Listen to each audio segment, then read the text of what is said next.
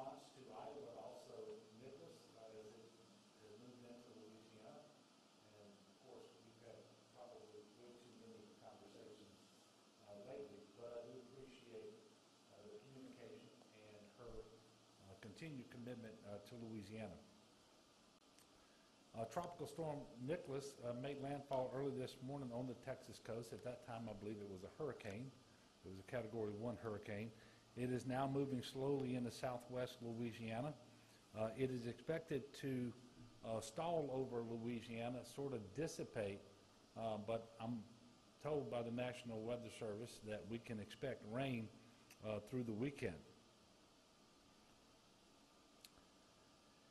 The current forecast shows the system bringing 4 to 6 inches of rainfall in southwest Louisiana and a high risk of excessive rainfall in southeast Louisiana of 6 to 10 inches.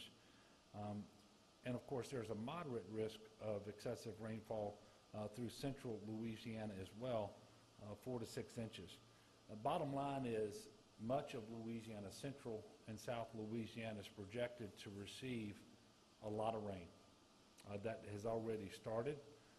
And one of the most distressing parts of this is the heaviest rain now is expected to fall in areas that were most devastated by Hurricane Ida down in southeast Louisiana, as you can see from this graphic. That's particularly challenging because many individuals live in homes that are have not yet been repaired and not yet really even been temporarily repaired to the point where they can withstand rain and so forth.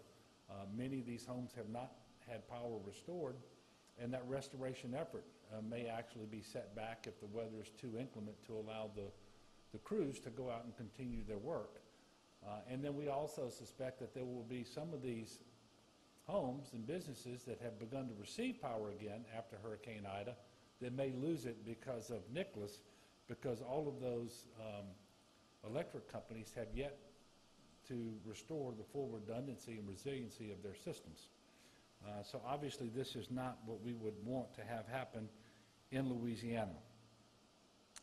There's also a marginal to severe risk of tornadoes. These are warnings that will come quickly, so please be prepared. To the extent that you can, make sure that you keep your iPhones charged and on with the volume turned up and close enough to you so that you can hear any warnings that may go out over that system. It's also very important that individuals not drive on flooded roadways.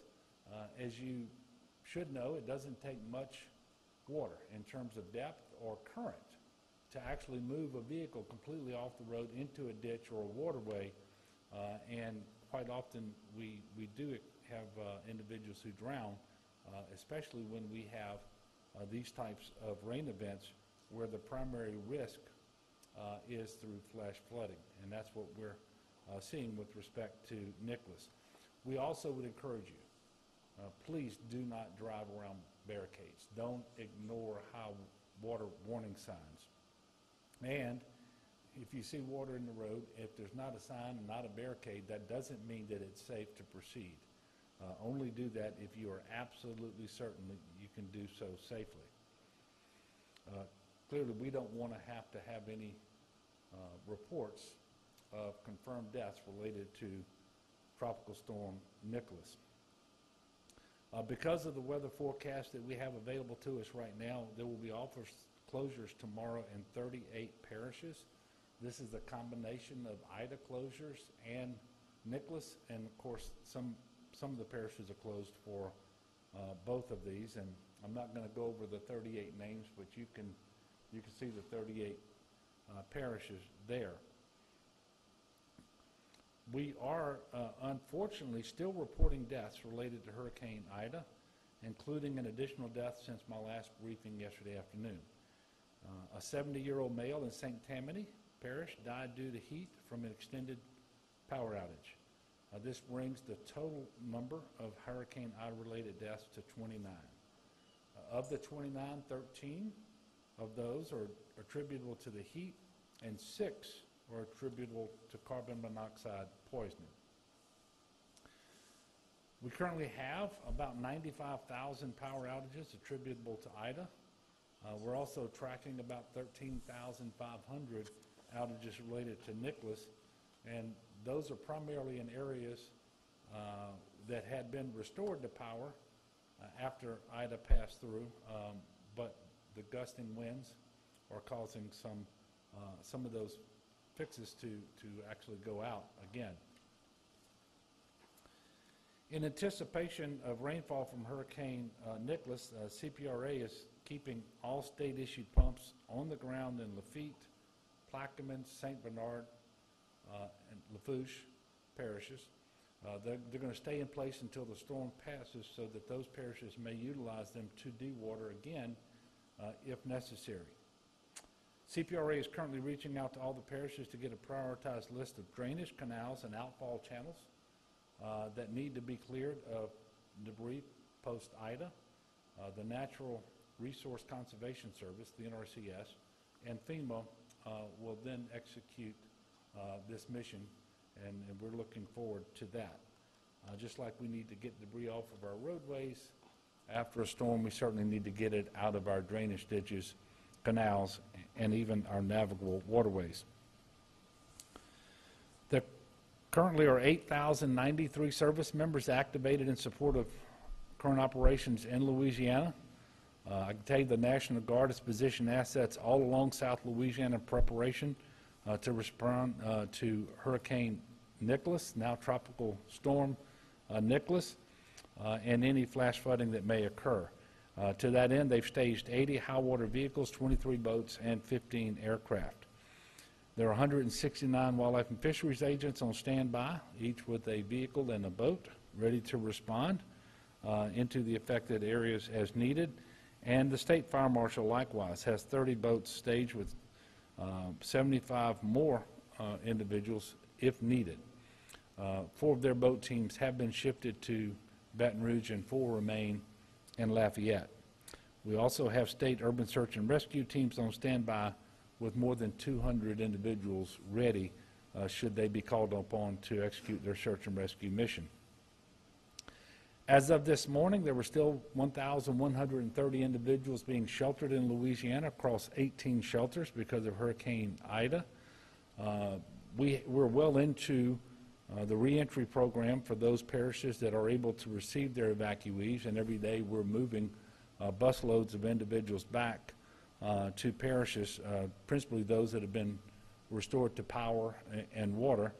But we're working very closely with parishes to make sure that we're bringing individuals back as they are able to receive them. If you need shelter from Tropical Storm Nicholas, please heed the guidance of local officials. You get that information out of your parish Office of Emergency Preparedness. But you can also text LA Shelter to 898-211 or dial 211 to make sure that you have the latest information. FEMA has approved more than 285,000 applications for disaster assistance, and that involves more than $329 million approved to help Louisiana residents. Total registrations exceed 600,000 at this time for individual assistance. More than 9,900 households are checked into the Transitional Shelter Assistance Program, and that involves more than 28,000 household members that are sheltered in hotel rooms through this program. More than 55,000 survivors have registered for the Blue Roof program. Right at 800 Blue Roofs have been installed up to now. You should visit blueroof.us if you want to apply, and you can do that online at blueroof.us, or you can call 888-ROOF-BLUE. That's 888-766-3258. I'm going to quickly hit today's COVID numbers, and then I'm going to ask Dr. Cantor to come up, and then I'll come back up on the backside of his presentation.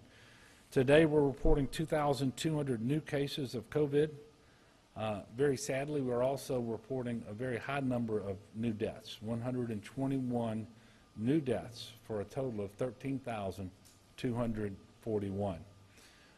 1,612 individuals remain hospitalized from COVID across the state of Louisiana. That's down 19 from yesterday's hospitalization report.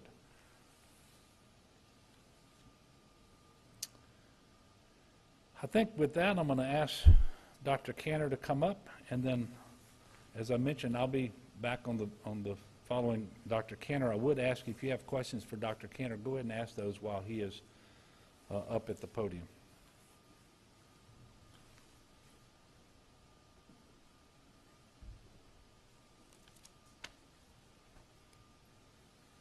Afternoon. Thank you, Governor. Thank you for your leadership.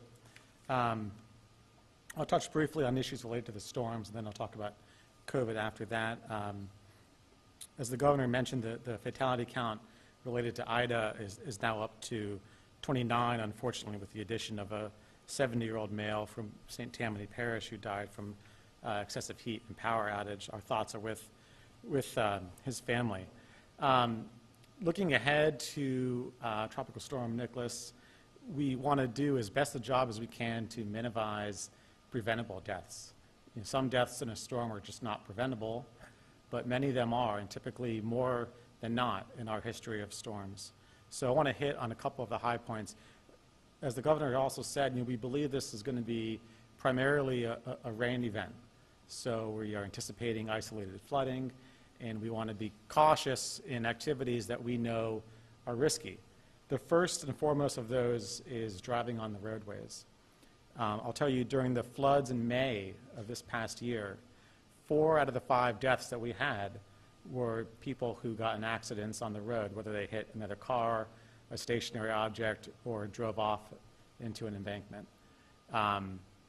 So I have to ask people, throughout the next couple days, as this tropical storm and the associated bands drops a lot of water throughout the state, please, if you do not need to be on the roadway, don't.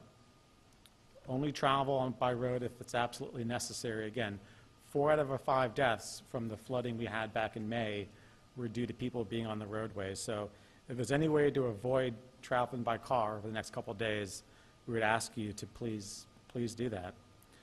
I'll also ask you to continue to check on your old and otherwise vulnerable neighbors. 13 of the 29 deaths from Hurricane Ida so far were related to excessive heat and power outage, particularly in elderly or vulnerable individuals. And every one of those individuals had somebody in the state who cared about them. So do not assume that your neighbors and loved ones are okay. Do not assume that they have power just because you have power. And I'll ask you, as inclement weather comes in and moves through, please check on the folks around you who are elderly and vulnerable. We have medical special needs shelters set up in multiple locations throughout the state. They are open. They're going to continue to be open. EMS services are online. The point being, we can come help. We can come help folks that get in a bind, particularly folks that are reliant on oxygen or have other special needs. But if we don't know about them, if local authorities don't know about them, it's not a lot that we can do. So please check on your friends, neighbors, and relatives throughout this storm. Make sure that they're okay. Call 911, ask for help if they're not. And also, again, I wanted to mention generator safety. Of the 29 fatalities connected to Ida so far, 6 have been carbon monoxide poisoning related to unsafe generator usage. In addition to those 6 deaths, in the 2 weeks we've had over 150 hospital visits for carbon monoxide poisoning. As an ER doctor myself, let me tell you, this is not something to mess around with. Carbon monoxide often doesn't give you a warning before it kills you. And it doesn't just kill you, it kills everyone in the household, oftentimes at the exact same time. So if you're going to use a generator, remember, always outdoors, always well away from your house, at least 20 feet, ideally more. Keep it well away from windows, air intakes, doors. And to reduce the fire risk, be conscientious about the type of extension cord you're running to it. It's got to be of a thick enough gauge to handle the load. And if you're not sure what you're doing, ask someone who does know what they're doing. I wanted to touch briefly on the availability of prescription medications in pharmacies right now, particularly in the aftermath of Hurricane Ida. There's actually been quite a lot of progress in pharmacies reopening. in the past week. So it's most acute in Region 3, the river parishes, Assumption, Lafourche, St. Charles, St. James, St. John, St. Mary, and Terrebonne. I'll tell you, in those 7 parishes, there are currently 26 pharmacies open as of this morning. All the independent pharmacies in that area are open. All of the Walgreens are open except for 2 locations in Homa and 1 in Thibodaux. All of the CVS locations are open except for 1 location in Homa and 1 in Luling, and all of the Walmart locations are open. So odds are, if you live in an affected parish, your pharmacy is now open. There was a question yesterday, and I apologize, I don't remember who asked it, about insulin specifically, and there was a tight supply of insulin the past couple of days. This was specifically related to the number of people who, due to losing power and having temperature excursions on their own insulin, had to go refill that. We've spoken to the major pharmacies in the area. They all are expecting resupplies of insulin today and tomorrow, and expect to have enough supply for everyone who needs. So if you were unable to fill your insulin, please try that again today and tomorrow. You should be able to fill it, and we have assurances those pharmacies will have enough stock on hand going forward that that shouldn't be an issue anymore. If you have Medicaid and Louisiana Medicaid and need to refill your prescriptions earlier than you normally would because they were lost or damaged in the storm, you can do that without any penalty or without any copay right now. You can actually do that anywhere across the country, no matter where you have evacuated to. So Medicaid recipients can refill their prescriptions early if they were lost or damaged in a storm without having to pay any associated copays right now. If you are uninsured and need assistance refilling prescription medicines related to the storm, we have requested, and the federal government has in turn activated, a program called the Emergency Prescription Assistance Program, Epap. This is now open and available to anyone who is uninsured and needs to refill prescriptions. It will provide those prescriptions free of charge. So if you reside in an affected area in Louisiana and need assistance refilling prescriptions and you're uninsured, no matter where you are currently in the U.S., you can get those filled free of charge through this program. You need to call the EPAP hotline. It's a federal hotline. Give them your information and enroll. Once you do that, you'll be able to get your prescriptions refilled. I'm going to give that number. This will also be sent out as a press release later in the afternoon. It's 1-855-793-7470. That's the Emergency Prescription Assistance Program, specifically for people who are uninsured and need help refilling prescriptions that might have been lost or damaged in the storm. As we prepare for Tropical Storm Nicholas, I'll let you know that the testing and vaccination services provided through the National Guard in Region 5, that's the greater Lake Charles area, are going to be closed today and tomorrow, specifically for the storm. There may be additional sites outside of Region 5 closed if conditions deteriorate, and we're going to play that by ear depending on how the local weather is going. I also want to let people know that we have expanded the number of locations in the state that people can receive monoclonal antibody treatment if they are positive with COVID and not yet sick enough to be in the hospital. Again, monoclonal antibodies are specifically designed for people who have mild or moderate illness to keep them from becoming severe, to keep them from needing hospitalization. Once you're sick enough to be in the hospital, it's too late to receive monoclonal antibodies. As of today, we have added 3 new sites statewide. One is in the Rain Civic Center. Another is in the Byrd Regional Hospital at Deer Creek in Leesville. And the third is in the Rapides Coliseum. Tomorrow, the Clinton Alternative Learning Center in Clinton will be added as a site. And on Thursday, the Burton Coliseum in Lake Charles will be added as a site as well. In the coming weeks, we'll add 13 additional new sites to those 5 for a total of 18 new state-operated sites. These are in addition to the over 100 sites that are currently offering monoclonal antibodies. These, what will be 18 state-operated sites, will be open 7 days a week, 8A to 6P, and referrals go through your physician or your care provider. So there's a clinical hotline that providers will call to refer patients in. Bottom line is, if you get informed that you're positive for COVID, if you have a positive test, your immediate next step should be to call your medical provider. Ask them if monoclonal antibodies will be indicated in you. They're particularly indicated in people who are at high risk for complications, but they're only good if they're given right away. If you wait a few days, they really lose their efficacy. So if you find out that you're COVID positive, your immediate next move should be call your medical provider, ask if they think monoclonal antibodies are right for you, and if so, ask for their help to refer you in. Finally, Governor mentioned the COVID numbers. I'll reiterate, we're thankful that we are now declining from what was our fourth and most severe surge yet, but we still remain at a very, very high level. We're thankful we're going in the right direction. Hospitalizations are down to just over 1,600, and that's down from a peak of 3,022 in the middle of August. But the absolute level is still very, very high, and the CDC continues to rank all 64 parishes in the highest of 4 categories when it comes of your risk to encounter COVID, your community transmission risk. So please be cognizant of that. The governor mentioned that unfortunately today we are reporting 121 new COVID deaths. And I'll tell you, since Ida made landfall, compared to the 29 storm-related deaths that we know about, we have reported out 882 COVID deaths. So this remains a real threat, albeit sometimes an invisible threat. We are encouraged that we are declining in our rates, and we want to keep it that way. There's no guarantee that we will. So please remember to take COVID precautions, and particularly if you are finding yourself around people outside of your family unit because of the storm or for any other reason, masking and distancing are the best ways to keep you protected in that immediate moment. And getting vaccinated is the best way to keep you protected looking forward to the future. I'll pause there, but be happy to answer any questions if there are any. Yeah.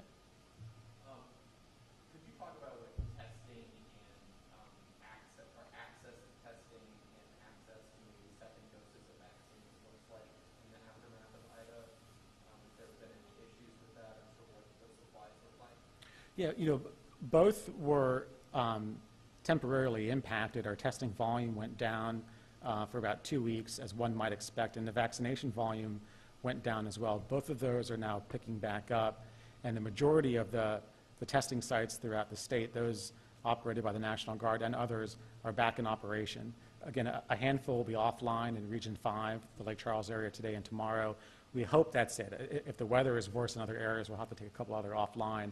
But by and large, they're coming back. I think the larger issue is just where people's minds are. And, if you had loss in this storm, understandably, COVID probably isn't the first thing that you're thinking about right now, but it's still as much a risk to you and your family, even if you don't see it right now. So I think that's what our challenge is to continue to remind people that we're going to be at risk, at liability of having another surge like this as a community going forward until we can get more of our relatives and neighbors vaccinated. Thank you. Please stay safe today and tomorrow.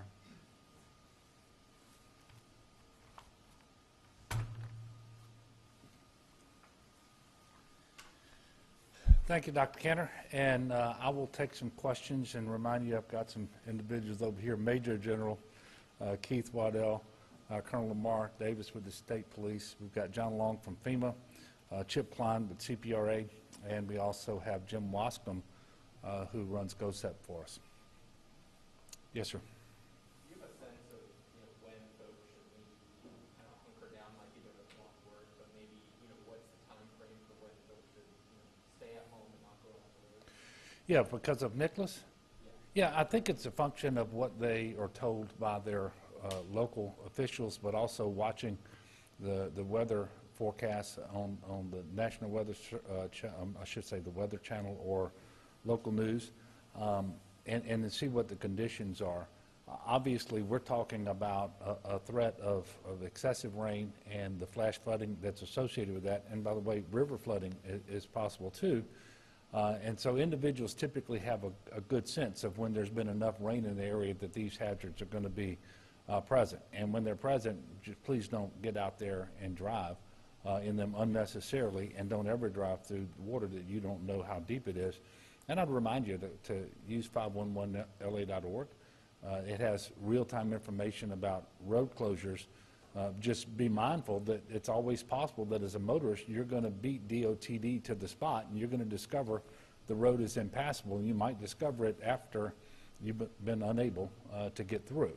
So just asking people to be very careful and monitor the guidance they're given from their local officials. And anytime you have a storm like this, it's really not a good idea to go out sightseeing and see what kind of damage, was visited upon your neighborhood, because that's typically at the same time that first responders are trying to get out and answer calls to individuals who may need some assistance with an emergency and that sort of thing.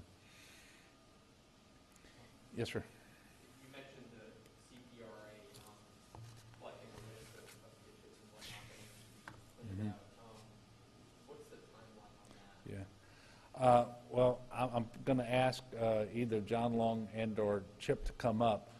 It's a process that you go through where the NRCS typically would be tasked to run the program. Emergency EWP? Yep, the Emergency Watershed Program.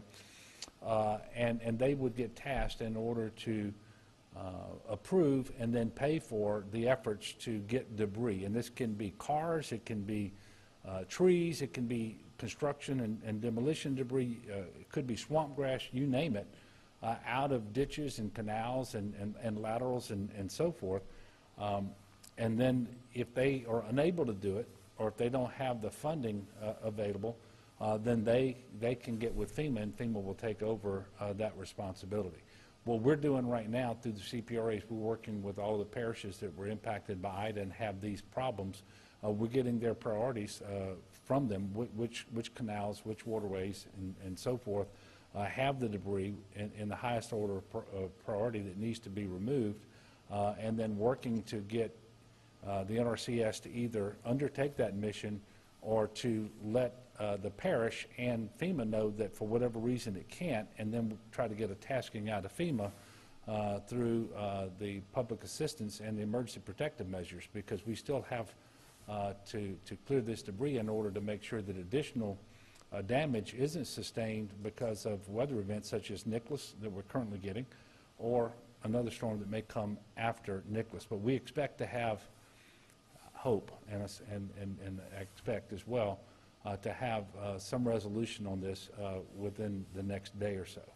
Is there anything else that we need to add to that? I think you covered it, Governor. Okay. Unless you have more questions. Look, thank you all very much for continuing to cover this. We'll let you know tomorrow if there'll be a press conference. It'll depend on what happens overnight. I do want to encourage people to take the threats from Nicholas very seriously.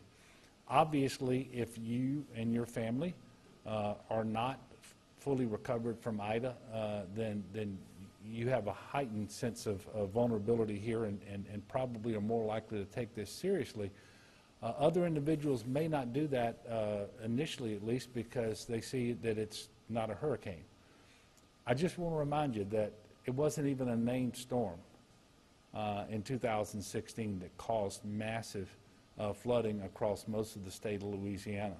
It was Hurricane Ida, long after it ceased being a hurricane, that actually resulted in the death of more than 60 people in the Northeast and caused catastrophic flash flooding. So we've been given a forecast across central and south Louisiana that calls for an awful lot of rain.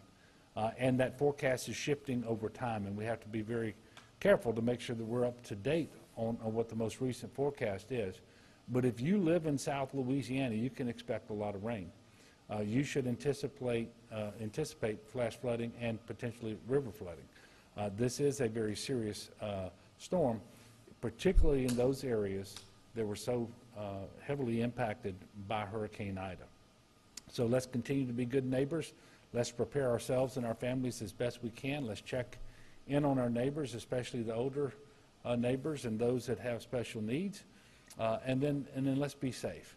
Let's not do anything that causes an unreasonable risk of harm to ourselves and to others. And that means don't get out sooner than you should and drive around. It also means don't spread COVID unnecessarily. Still an awful lot of COVID out there in transmission that's happening and so forth. So let's continue to work together, and I'm sure that we're going to get through this, and I'm praying that we'll get through this in better fashion than might be the case if people aren't sufficiently careful. So thank you all very much, and we'll let you know about the next press conference as soon as we schedule one. And so thank you.